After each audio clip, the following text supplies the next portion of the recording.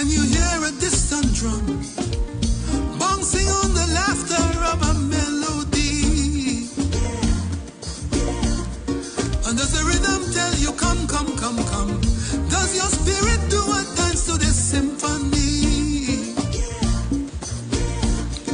Does it tell you that your heart is a fire? Does it tell you that your pain is a liar? Does it wash away all your unlovely? Well, are you ready for a brand new discovery? Everybody say, Calypso, Calypso, Calypso music. Yeah, yeah. Calypso, Calypso, Calypso.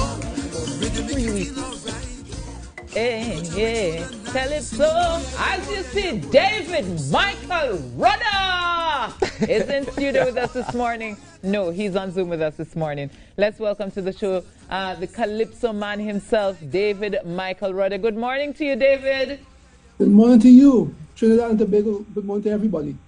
Thank you so much for joining us. So we're celebrating Calypso History Month, so of course we had to have you as a part of the program to kick off our Calypso History Month celebrations.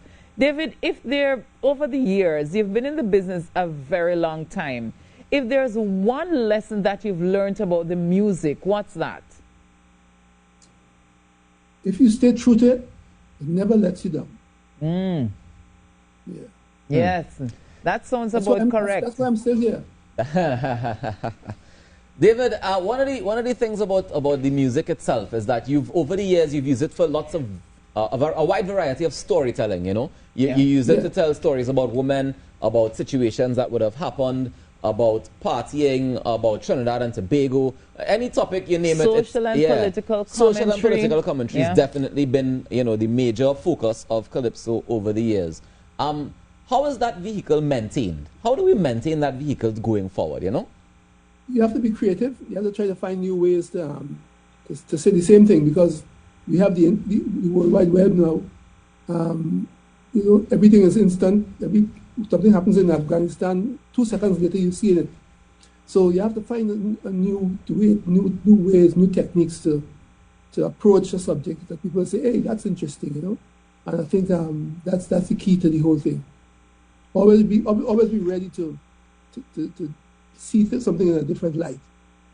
And it's interesting what topics Calypsonians pick to view that light. Because you, for example, when you listen to a song like Heaven, and it's not about Trinidad and Tobago at all. Yeah. But why would you do a song like that? Oftentimes you realize that Calypsonians tend to focus on the politics, the local politics, or the local social commentary. When you decide to do a song like Heaven, what would inspire that? Because I'm always aware of my world, the world around me. We're just part of this great world. So if we just stay and represent stories of Trinidad, everything will stay in Trinidad, inside these little seawater and sand, as strugglers would say. Yeah. But if you look at the world, the things something that happens in Rwanda governs how Trinidad operates the next day. You never know how things are funny. Yeah. Life is a funny thing, so you can't just say, well, I sing about my local politician in Belmont or what have you. It has to be, what does this man in Belarus done that will affect me tomorrow? That's how we have to look at this world. And David, it's a small world now. I think you are definitely one of the Calypsonians who have been able to make that transition in terms of singing music that is not just, that is not just about Trinidad and Tobago per se, even though you've done that, because the reality is every year we complain about, Calypso music not growing. But I think part of the problem for me as a Jamaican from an outside perspective looking in is that a lot of the music, as you said, it's localized. So if I don't know this person, I don't know who they're singing about, it doesn't appeal to me. But when you sing Rally Around the West Indies, I can understand that. When you sing about Haiti, I'm sorry, I can understand that. But when I hear come and they say, if I didn't know the name Eric Williams and there's a song about Eric Williams, I'll probably just, you know, just brush it off. So is it that Calypsonians need to expand, you know, their topics to be more topical in terms of what they sing? Yes, I think so. I a great example, many years ago I wrote a song called Jerusalem. And after a couple of years, people would come from Israel or Palestine and say, you have a song called Jerusalem? And apparently this song has been running for years in that part of the world, you know? Yeah. So that sometimes I will get gifts in the mail. They might put David Rudder Trinidad. And it might be somebody from Palestine saying thanks for that song, you know, sending some kind of gift to me as a token of thanks. So I'm always, up to today, I'm still hearing I might meet someone and they will say, you have a tune called Jerusalem? You know, I would just laugh because, you know, no one here probably know that, or very few people know that song. Yeah. But it resonates in that part of the world.